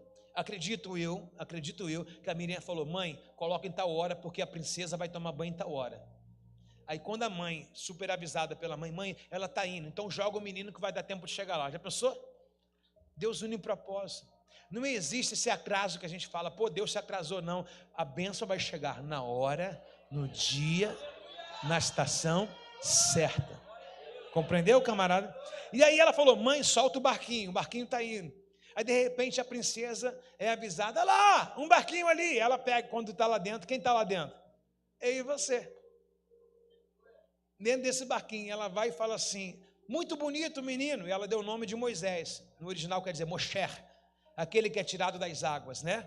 E aí ela pega e ouve agora a Miriam, que é a irmã de Moisés e filha também de Joquebede. Ela diz assim: olha, eu conheço uma mulher hebreia que tem leite para dar para a criança. Quem era a mulher que ela estava sinalizando? Que Deus estranho. Não poderia ter protegido na casa, tem que fazer umas coisas, né? Deus escreve torto com linha torta, irmão, e tudo dá certo. Não existe essa coisa que Deus escreve com linha torta. Não, Deus é torto mesmo, porque o agir de Deus é esquisito. Se a gente fizer a fórmula, cálculo da matemática, o dinheiro não dá, não chega até o final do mês. Se a gente fizer o cálculo para algumas coisas, não vai dar, sabe? É fechar os olhos e falar assim: Deus faz. Não é chamado pela fé, falar assim: vou colocar na conta de Deus, o problema é dele, não. Mas é uma confiança extrema que Deus já mandou fazer. Deus só está cooperando com a nossa ação. Fala assim: vai, meu filho, pisa que eu coloco o chão, vai e faz, dá o primeiro passo que eu sou contigo, sabe? Aí ela larga o filho. Do outro lado, quem está? A irmã dá conselho para a escrava, para a princesa, dizendo assim: olha, eu conheço uma hebreia, então vai lá e chama ela. Aí chamou a Joque. Aí quando a Joca foi para lá, ela falou assim: ó, toma conta dele e eu vou te pagar um salário no resto. Ela imagina assim: quando Deus quer, até o que eu ia fazer, Deus me remunera para isso. Eu vou falar para aquela irmãzinha que falou aleluia lá. Quem ficou calado não recebeu, né? Quando Deus quer, até o que era para você fazer de graça, como suposta obrigação, Deus arma uma graça, uma remuneração para isso. Toca no ombrinho da pessoa linda, só se ela for linda, e fala assim: você vai ser remunerado para fazer aquilo que era uma obrigação para você. Amém, Cássio? Já pensou? Eu tenho que fazer isso, Deus quer me pagar para fazer isso? É. Agora, qual a graça que eu acho nesse texto? Bota a orelha para cá e depois você pergunta o porquê. Orelha, tira agora e pergunta o porquê. Irmãos, não somos nós esse Moisés, não, irmãos. Quantos rios da vida, chamado de bar, noitada, prostituição, nós estávamos aí, Deus apontou uma pessoa para nos tirar de lá. Moisés significa aquele que é tirado das águas. De onde nós fomos tirados? Para Moisés foi o rio Nilo. Para você, qual o ato que você estava? E onde você está? Deus colocou você aqui no palácio dele. Está cuidando de você. E olha como é que combina. O que era para ser de graça, ainda Deus está te remunerando. Pelo amor de Deus, irmãos. É ou não é? É ou não é? Fica imaginando a Joque chegando assim. O neném não é? Deixa eu aqui. Não. Toma uma bala, sossega, vai. Aqui. Eu fico imaginando a Joque. A menina lá, ela está vendo, ela... O barco já está a 50 metros, ela vai soprando. A gente às vezes quer dar uma ajudinha, né? Tem gente que faz assim, ó. Quem já fez isso aqui, irmão? Quem já fez isso aqui? Levanta a mão para confessar o pecado. Quem já fez uma figa? Quem já comprou uma figa? Quando eu tinha uma mobilete, eu comprei uma figa lá naquela casa de macumba, ali, do lado da antiga Caixa Econômica. Falaram para mim que a figa protegia. Eu fui lá, irmão. Porque tinha muita gente de olho grande na minha mobilete. E olha que não era nem uma PCX, hein? Era uma mobilete de 12 tempos que tinha que pedalar para funcionar. Aí eu fui lá e comprei uma figa. Coloquei uma lá atrás, uma embaixo, uma na frente. Levei numa rezadeira para ela. Reza minha moto. É, rapaz! É! Aí, a outra figa está na minha mão. A outra figa está na minha mão, ó. Mexe comigo, meu irmão. Essa aí foi no sítio que a gente foi ver. Um sítio que a gente queria fazer uma comodata para fazer os encontros da igreja. Quando cheguei lá, o cara tinha... A minha não era essa azul e branca, não. A minha era uma preta e verde, né? Mas era a mesma motinha. Ô, gente, outro dia eu vi na internet um cara vendendo uma. Pena que ele queria muito caro. Mas me deu uma vontade de comprar. Para deixar guardado. Isso foi a maior conquista da minha vida, irmãos. Maior conquista da minha vida. Ó, sem a figa, claro, né, poxa? Sem a rezadeira. Agora tem pastores aqui, ó, para orar, o negócio. Né? Mas, irmãos, deixa eu contar para vocês aqui. A gente às vezes quer dar uma ajudinha para Deus, né? E Deus tem propósito. Você acredita que Deus sabe o teu nome completo? O seu CPF? Deus sabe onde você mora? Então, por que pedir revelação daquilo que Deus pode te apresentar? Se Deus conhece teu endereço, se Ele é Deus, Ele vai no teu encontro. Não vai. Eu literalmente acredito nisso. Deus sabe onde eu moro, se Ele quiser falar, desculpa, Ele que vai na minha casa. Não é isso não. Mas Deus sabe ter acesso a mim. Esse acesso sou eu que dou. A Bíblia diz, quando a Bíblia diz, entra no quarto, fecha a porta, é porque só eu posso dar acesso a Deus. Tem gente dando acesso na mão de outros. Você não sabe o que Deus quer para a minha vida, não? Entre no quarto. Fecha a porta. Aí você está aqui hoje, amanhã você vai na igreja da revelação. Perdido demais, gente. Perdido demais. O que você quer mais que Deus fale contigo? Entre no quarto, irmãos. Dá esse lugar para Deus. Deixa Ele acessar. Bota na tua cabeça, Deus me conhece. E Ele que falou que vai chegar até a gente. O meu povo diz, eu esqueci dele, mas eu vou me compadecer do meu povo. Então é Ele que vai resgatar. A ponto de Ele dizer assim, ó, a questão desse povo antigo aqui, já vou terminar a história de Joker. A questão antiga desse povo é, como é que a gente vai ter criança? Olha que promessa louca. Se você olhar do verso 1 ao 7, olha o que Deus está dizendo. Eu vou fazer com que as mulheres que raptaram vossos filhos devolvam eles. Porque a pergunta deles era assim, tá, mas e a geração? Deus está falando que vai povoar Jerusalém. Cadê nossas crianças? Estavam todas elas raptadas. Olha que loucura de Deus. Falou assim, ó, eu vou mandar que as mulheres que raptaram vossos filhos devolvam todos eles. Está comigo aí, não? Que Deus louco. Voltando à história de Joque aqui, que princípio incrível. Que amor inenarrável. De que forma? Por exemplo, tem muitos filhos hoje, e eu quero me aprofundar nisso aqui, gastando um tempo incisivo para isso aqui. Muitas pessoas hoje são traumatizadas com pai e com mãe. Por exemplo, você vê a ação de Joquebede? A Joquebede, nos dias de hoje, era dada como uma mulher imprudente e louca. Por quê? A gente não entende. No tempo de Joquebede de Moisés, o que estava acontecendo era que Faraó queria matar as crianças. Existem muitas mães que deu o filho para a avó cuidar, não porque ela é desnaturada, é porque aconteceu alguma coisa similar, coisas de adulto só, que quando você for adulto você vai entender, em que a tua mãe não teve capacidade de criar. Aí deu para a tia, deu para o tio, deu para a avó, mas ela nunca deixou de ser tua mãe. Nunca deixou de ser tua mãe. Ela nunca te abandonou. Ela nunca esqueceu de você. É coisa de adulto. É briga de casal. Aí Deus agora quer fazer o que Ele fez na vida de Moisés com cada um de nós. Moisés, ele cresce sem rancor.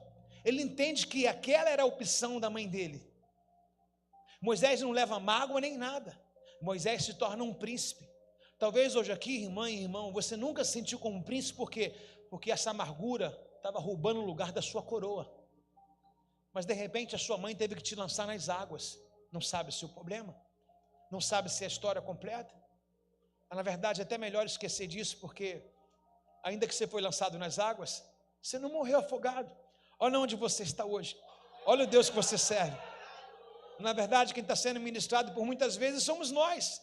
E nós que devemos liberar esse perdão. Porque nós não sabemos o que aconteceu com nossos pais. Existem muitos pais que foram embora de casa sem assumir a paternidade, sem registrar. Mas é uma briga de casal, mas ele te ama. A mãe pode ter feito isso também, mas ela te ama. Ainda que uma mãe todavia não me esquecerei de ti. Eu quero botar um ponto final, por muitas vezes aqui, o meu pai morreu, eu tinha 1 ano de idade, ia completar 2. Acredita que eu já tive um pensamento e um trauma e um jeito para suicidar, tirar a minha vida, entre 15 e 16 anos, um vazio. Eu vou dizer que seja, de repente, uma resposta para você. Mas quando eu me converti ao Senhor, por isso que eu sou muito apegado e muito devoto a Deus. Porque aquilo que eu não tive, eu achei nele. Aquilo que eu nunca achei, que eu nunca tive em homem nenhum, eu vi em Deus. Desculpa a minha liberdade, mas eu sei que muita gente fala, meu Deus, meu Pai Todo-Poderoso, não é pecado, continue ainda com a sua religião.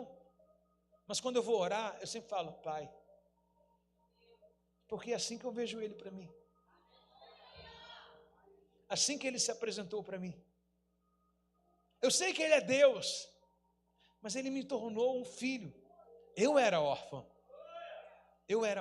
tinha crise, tinha rejeição. Hoje uma menina olhou ali fora, e ela é tão branca quanto eu, sou mais do que ela ainda. Ela falou assim, pastor, você gosta da sua cor? Olha o que ela pegou, justamente hoje nessa palavra, ela pegou no que eu odiava. Eu tinha vergonha, eu sou muito branco, as pessoas me apelidavam de Gasparzinho. Não é para rir, não estou achando graça.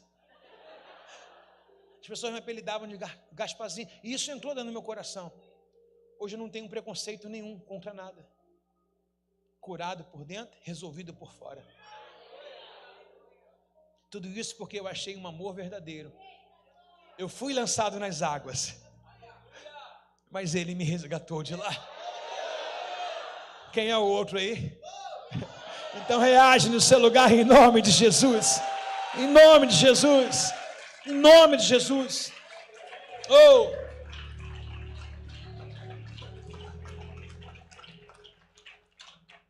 Uma coisa interessante também é o que está escrito em Lucas capítulo 1, verso 27, por favor. Dá um beijo na testa da pessoa que está do seu lado, se você tem intimidade, por favor. Só se é amigo, parceiro aí, esposa. Se for esposa, mira, em vez da testa, beija a boca. Legal? Se for um amigo, beija a testa. Beija a boca do Cássio aí, irmã. Por favor, beija a boquinha do Cássio. Cássio, biquinho, Cássio. Isso, faz as pazes. Isso. Não foi carne nem sangue, aleluia. Vamos lá, Lucas 1, verso 27. Posso ler com vocês? Posso ou não posso? Diz assim, muito lindo, gente. Lembra que o nosso tema aqui hoje é mostrar o amor de uma mãe para que nós podemos achar o amor de Deus. Está perfeito assim? Estou mostrando o que uma mãe é capaz de fazer para a gente entender o que Deus é capaz de fazer. Porque Ele mesmo se redimiu o amor de uma mãe para se exemplificar para a gente. E falou assim, olha para uma mãe, assim sou eu. Veja uma mãe, assim sou eu. Olha só. Há uma jovem por nome de Maria, estava prometida em casamento a um homem chamado José, descendente de Davi. Gabriel apareceu para ela e disse, alegra-te, mulher favorecida, o Senhor está com você. Confusa, Maria tentou imaginar o que o anjo quis dizer. Não tenha medo, Maria, disse o anjo, pois o Senhor encontrou favor diante, você encontrou favor diante de Deus. Ficará grávida, dará à luz a um filho e chamará o seu nome de Jesus. Ele será grande, será chamado Filho do Deus Altíssimo. O Senhor Deus dará o trono do seu antepassado Davi. Ele reinará sobre Israel para sempre, o seu reino jamais terá fim. Maria perguntou ao anjo, como isso acontece ou acontecerá? Eu sou virgem. O anjo respondeu, o Espírito Santo virá sobre você, o poder do Altíssimo vai te cobrir, a sombra do Onipotente, portanto o bebê que vai nascer de você será santo, será chamado Filho de Deus.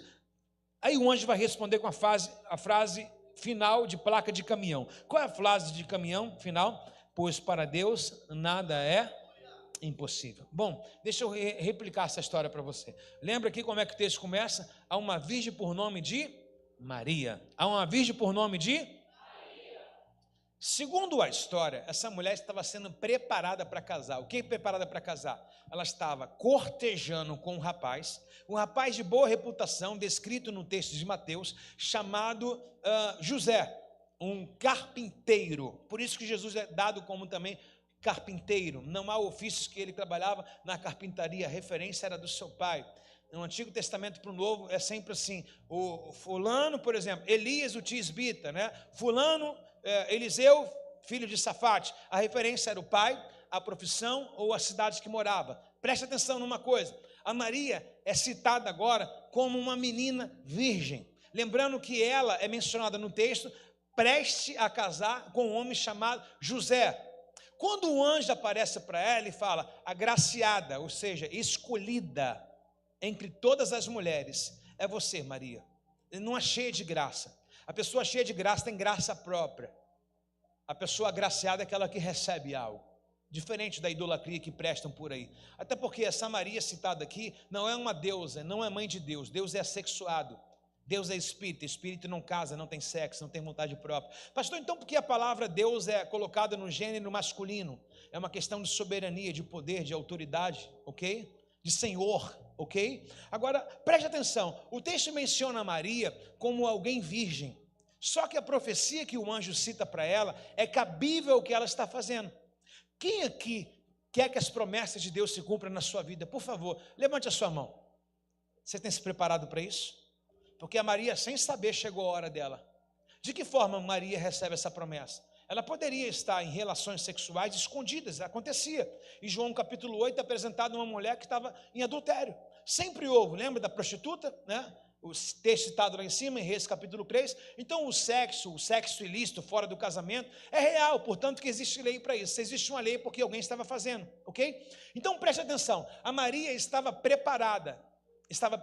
Havia uma profecia de Isaías capítulo 9, dizendo, a virgem dará à luz a um filho, seu nome será Emanuel. O que significa Emanuel? Deus forte, conselheiro, pai da eternidade, príncipe da paz. O seu nome traduzido aqui, como o anjo diz, é Jesus, mas os atributos dele está descrito aqui no nome aqui. Aí o que traz uma grande observação para a gente é que a Maria estava preparada, sem mesmo ela saber, para receber uma promessa messiânica. Uma promessa do próprio Isaías, e 800 anos, 750 anos antes de Cristo, e se cumpriu 1 milênio depois, a Maria se preparou para isso, né? Muitos de nós, irmãos, queremos receber as promessas dádiva de Deus. Queremos que o Espírito Santo envolva a nossa casa, envolva os nossos filhos, envolva o nosso casamento, mas não temos santificado para isso. O que é santificar?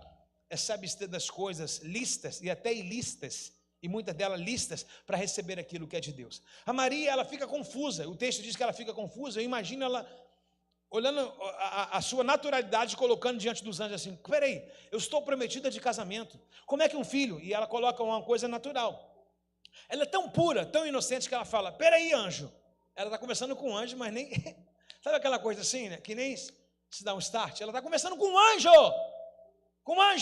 falando de tudo aquilo que todo judeu espera um dia. E o anjo, entre milhares de mulheres, bateu na porta dela. E ele diz assim, agraciada entre todas é você, Maria. E ela diz assim, como pode isso acontecer? De uma forma natural, ela nem se ligou que era Jesus. Você parou para pensar nesse texto? Você imagina, você está recebendo a promessa que reis esperaram, que profetas esperaram, está vindo para você uma pessoa simples, 17 anos, só porque você é virgem pura, santificada. Ou seja, você não é como as outras, Maria vai com as outras, você é Maria. Aí agora ela nem se dá conta, porque o milagre é tão grande que ela nem percebe quem está sendo anunciado. Já reparou isso? O anjo fala assim, o Filho de Deus vai nascer em você. Ela, peraí, tem um problema. Ou seja, algo grande, mas ela vê aquilo que é impossível para ela. E qual é o impossível para ela? Ela fala assim, eu sou virgem. Em outras palavras, eu não tenho relações sexuais com homem nenhum. Como isso pode acontecer? Você está entendendo que aqui é milagre? Não depende de outra pessoa. Eu vou falar mais uma vez para os irmãos que estão aí, não desistiram do culto ainda. Milagre não depende de outra pessoa. O povo daqui, milagre não depende de outra pessoa. E ela pergunta ao anjo, como vai acontecer? Aí o anjo diz, o poder do Altíssimo vai te envolver. Amém, mas onde está o poder de Deus? A gente já venceu, irmãos. E ele te cobrirá. E gerás um filho, o nome dele será Jesus, maravilhoso, conselheiro, Deus forte, Pai da eternidade, príncipe da paz. Maria cai em si. Após o anjo dizer assim, nas impossibilidades dela, fala assim, para mim é impossível. O anjo diz, para Deus, nada é impossível. Se fosse você, gritava essa frase aí para os céus ouvir, para o inferno ouvir, para o vizinho do seu lado ouvir. Para Deus nada é? Por favor, repete mais uma vez, para Deus nada é? Para Deus nada é? Impossível. Agora a frase mais emblemática de Maria é aqueles questionamentos. Pô, Deus falou. Mas, cara, se Deus falou, Ele vai dar o jeito dele. Aí Maria, ela fala uma frase que traz agora um consolo para a gente, um bálsamo de Gileade sobre a nossa cabeça, uma unção revigorante. Sabe que Maria fala assim? Eu não estou aqui para discutir como é que vai ser mais, do jeito que vai ser, quem vai ser. Eu estou só aqui para dizer uma coisa, e isso que importa no verso 38. Olha o que ela disse, por favor, verso 38. Sou tua serva, Senhor, que aconteça comigo tudo que foi dito ao meu respeito. E o anjo a deixou.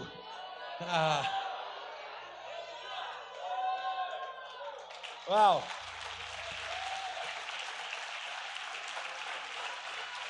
Agora, me permita a última frase da noite, pode? Assim ou assim? Assim, assim, 100%, assim ou assim? Não é de se pensar. Lembra que a gente está tratando lá uma tipologia de mãe e de Deus? O amor de mãe e o amor de Deus.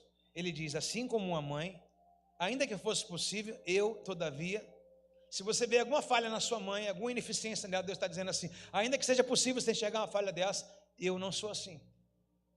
Presta atenção, Deus confia tanto nas mães. Como é que Deus criou o homem do pó da terra? Fez um boneco? Fez um homem certinho? Alguns narizinhos de Luciano Huck? Outros com uma orelhinha mais avantajada? Fez o boneco bonitinho? O homem foi feito, a alma vivente, correto? Deus poderia ter feito a mesma coisa? Se Deus quisesse resolver o problema, ele poderia resolver da origem que ele fez. Ele poderia tirar novamente um homem santo. Jesus poderia vir da costela de Maria. Por exemplo, Maria não é pura?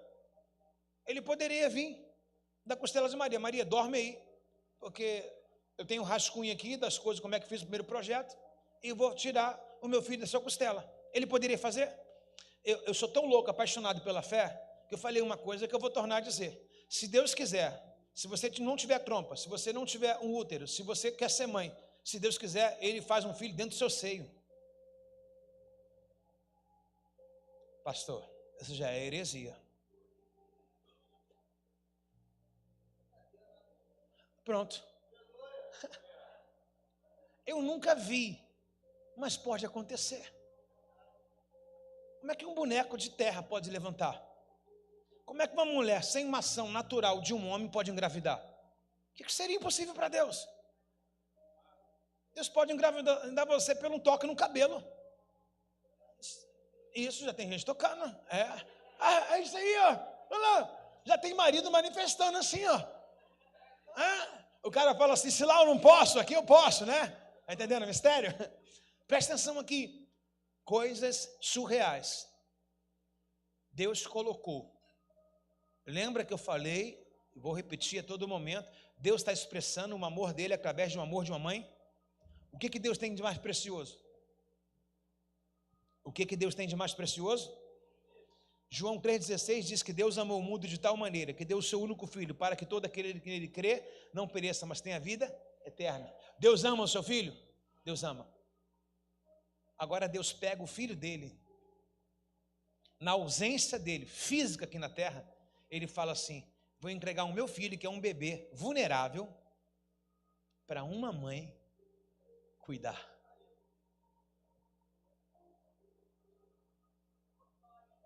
Vou dar o meu filho, bebê, no ventre de uma mãe, para a mãe dar carinho, para a mãe amamentar. Um homem já tem, para a mãe dar o leite, para a mãe ensinar a andar, para a mãe ensinar a minha lei. Como é que pode? Alguém tão especial. Não foi a ação de um homem com uma mulher, foi o próprio Deus. Engravidou a Maria pelaquilo que ela ouviu. Maria não foi engravidada pelo toque de um homem. Literalmente, se tem algo para a gente aplicar aqui, Maria foi engravidada pela fé, porque a fé é aquilo que nós ouvimos. Você está entendendo o que está acontecendo aqui, não? Aquilo que você está ouvindo já é uma manifestação daquilo que vai acontecer. Aí Deus, sendo grande, entregando uma melhor oferta dele, colocou na barriga de uma mulher, dizendo assim, eu confio em você, mãe. Cuida do que é meu. Ai. Vocês estão entendendo, mãe, o valor que vocês têm? A manifestação de cuidado que Deus confia em vocês? Por acaso, uma mãe pode esquecer de um filho que ainda amamenta? Ainda que isso fosse possível, eu, todavia, não me esquecerei de ti, diz o Senhor. De manhã eu peguei uma mãe aqui com um neném recém-nascido aqui. Ela veio para um momento de oração e ela estava aqui à frente, aquela irmã que está vindo no segundo culto, que vai ficar hoje na igreja. Aí você aproveita e já limpa para a gente amanhã, tá? Ela estava aqui à frente, eu chamei a mãe, peguei a criança aqui no colo. E eu disse para essa mãe aqui: olha quantas mulheres pecadoras e homens pecadores. Olha que igreja falha. Ela: é mesmo, né, pastor? Eu falei: é. Eu falei assim: qual o nome do filho? Felipe, obrigado. Eu falei assim: me dá o pequeno Felipe, porque o sacrifício desse menino pode remir essas pessoas dos seus pecados. E eu fui mais ousado ainda a perguntar e disse: qual é o nome da sua mãe? Ela disse: Osana. Sua mãe está aqui? Ela disse: não. Então manda um beijo para ela, mãe. Mãe, um beijo para minha mãe, para meu pai e para você, né? Aí a mãe dela estava em casa. Aí você ama a sua mãe? Ela ama a sua mãe. Então a sua mãe hoje está sendo condenada. Eu preciso sacrificar o seu filho para salvar a sua mãe. Você me faz essa oferta? Não. Eu falei com ela: quantas pessoas tem na igreja aqui que você ama? Ela falou a célula inteira dela. Eu falei assim: me dá o seu filho para salvar essas pessoas. Ela falou: não. Eu perguntei: por que você não faz isso? Ela: porque eu amo meu filho. Eu falei: está vendo como a gente está bem distante daquilo que é Deus? Porque Deus não poupou o seu único filho, antes entregou para que todo aquele que nele crê não pereça, mas tenha vida eterna. Deus faz aquilo que a gente não faz. Deus entrega aquilo que a gente não entrega. O filho é meu, ainda que fosse para salvar uma humanidade toda, eu falava: não entrego meu filho. Deus não olhou quem merece, quem não merece. Deus não olhou se você é prostituta, se você é um estelionatário, se você é um pecador, se você é isso, aquilo, tudo outro. Deus amou o mundo de tal maneira. Deus não olhou para ver se a gente merece, tem meritocracia nisso ou não. Deus não olhou para ver se a gente tem um sorriso no rosto ou não, se a gente tem um dinheiro em conta ou não. Deus olhou o mundo, Deus olhou pessoas. Deus nos ama sim. E Ele colocou o filho dele instalado numa barriga de uma mulher, para dizendo: eu confio nas mães. Eu quero orar por todas as mulheres nessa noite hoje. Se você já veio de manhã, vem agora de novo, inclusive as pastoras. Na verdade, eu quero